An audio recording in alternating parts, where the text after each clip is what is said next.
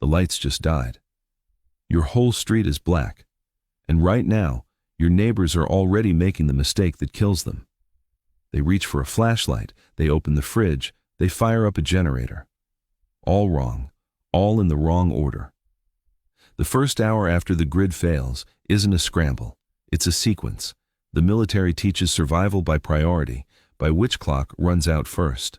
Tonight, you learn that exact order. 9 actions. In the order a veteran does them. And one of these 9 is the thing most likely to kill you. Most people rush to do it first. The clock starts now. Minute 0. Your first move is water. Not light, not food. Water. And you've got about 10 minutes before it starts to fade. Here's what nobody tells you. Your tap doesn't run on magic, it runs on electric pumps and gravity-fed storage tanks. The grid feeds those pumps, the grid goes down, and the pressure starts dropping. In many towns, that pressure comes from a tank up on a tower. It drains fast once the pumps sit dead. The upper floors of your home lose it first, so you fill everything, both bathtubs, every pot, every jug, every bottle you own. You do it in the first 10 minutes while the pressure still holds. Most people grab a flashlight first. That's the civilian instinct. Light feels like safety, but light isn't the clock that's running out. Water is. The survival priority is brutal and simple. You last about 3 minutes without air, about 3 hours without shelter in the cold, about 3 days without water. Water beats food by a mile, and it's the one resource quietly draining away while everyone stares at a phone. Now think about what that water actually does for you. You drink it, you cook with it, you flush a toilet with it, you clean a wound with it. One bathtub holds around 80 gallons.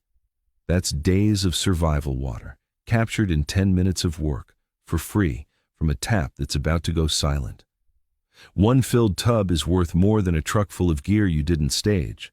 And don't forget the water already sitting in your home. Your water heater holds around 40 gallons of clean water. That's a reserve most people walk right past. You can draw it from the valve at the bottom of the tank, so your supply is bigger than the tub alone.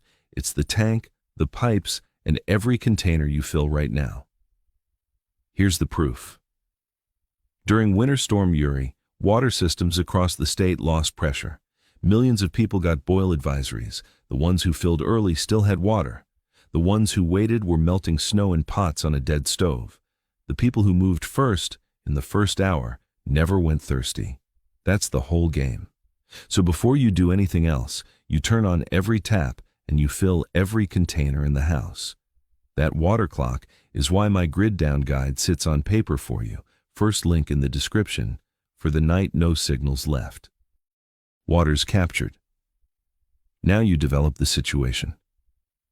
That's a military phrase. It means you don't act on a problem until you know how big it is. You've got a decision to make. Is this just your house, your street, or your whole region? Because each one calls for a completely different response. Start at your breaker panel. Check the main. Is it a tripped breaker inside your own home? If the panel's fine, look outside. Are your neighbors dark too? Now you know the scale. Next, you need information. Grab a battery radio or a hand crank radio. Tune it to a NOAA weather channel, then a local AM station. You're listening for 2 things: the cause and how long it's expected to last. Here's the civilian mistake. People assume. They tell themselves it'll be back in an hour, so they sit and do nothing. Then hours pass, then a day, and they've burned their best planning window doing nothing. The trained move is the opposite. You gather facts before you spend energy. A 20-minute local fault and a 4-day regional collapse are 2 different worlds. You don't know which one you're standing in until you check. Look at the 2003 Northeast blackout. 55 million people lost power across 8 states. Most figured it was a quick local glitch. But some areas stayed dark for 4 full days. The people who guessed wrong lost their calmest, clearest hours. So, you write down what you hear. The station, the cause, the expected time. Paper doesn't need a battery. When the radio moves on to the next story, your note stays, and a written timeline keeps your whole household working off the same facts. That little radio does more than one job for you too.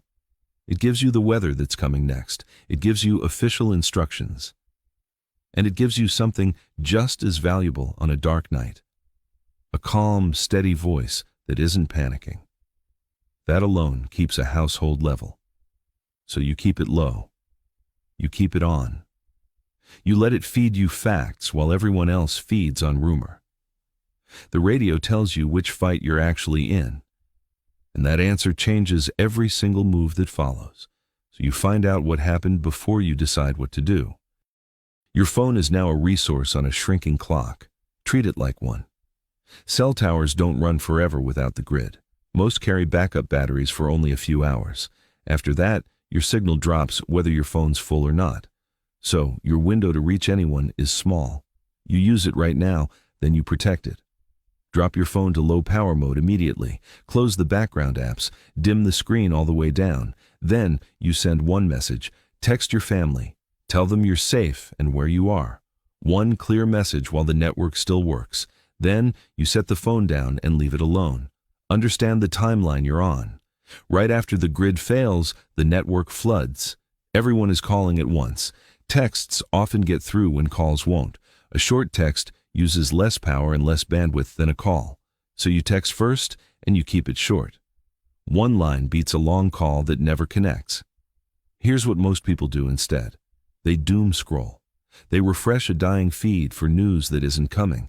They watch the battery drain from 100 to 0, chasing a signal that's already fading.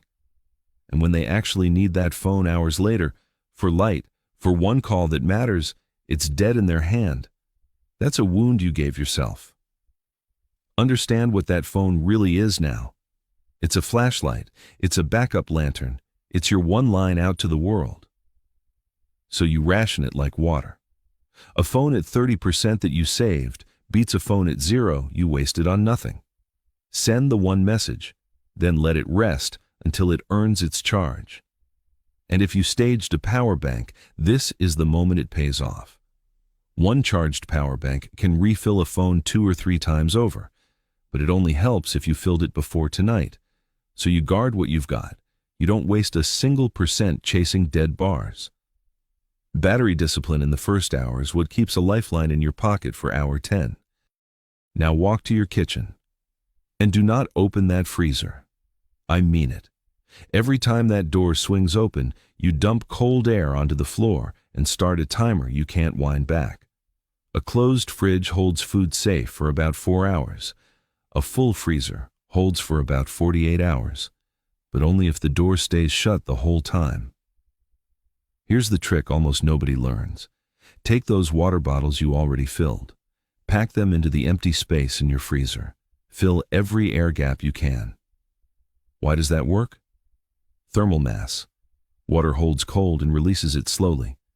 A freezer-packed solid stays frozen far longer than a half-empty one. All that empty air is your enemy. All that dense frozen water is your ally. So one small move does 2 big jobs at once.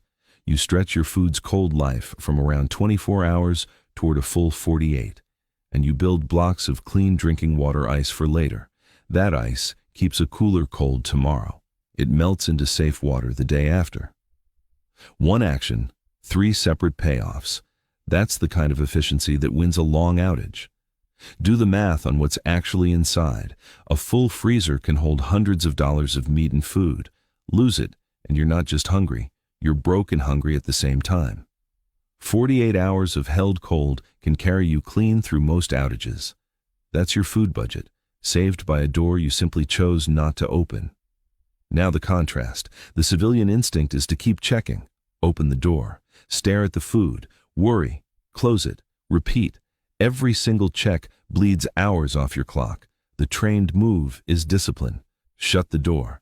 Add mass. Walk away. You don't manage a freezer by looking at it. You manage it by leaving it sealed and packed. Cold is a resource you paid for. Stop letting it spill out onto the kitchen floor every time your nerves act up. Pay attention. This is the one that saves your life. This is the action that decides whether you make it through the night in one piece. In the cold, temperature is the fastest killer you face. Faster than thirst. faster than hunger. Go back to that survival clock. You last about 3 days without water, but only about 3 hours exposed to real cold with no way to hold your core temperature. 3 hours, that's your true emergency. So here's the move. You don't try to heat the house. You pick one room and you hold it. Choose a small interior room. Fewer windows is better. Close the door. Seal the gap underneath it with towels. Block the drafts around the windows with blankets or tape. Then you trap heat.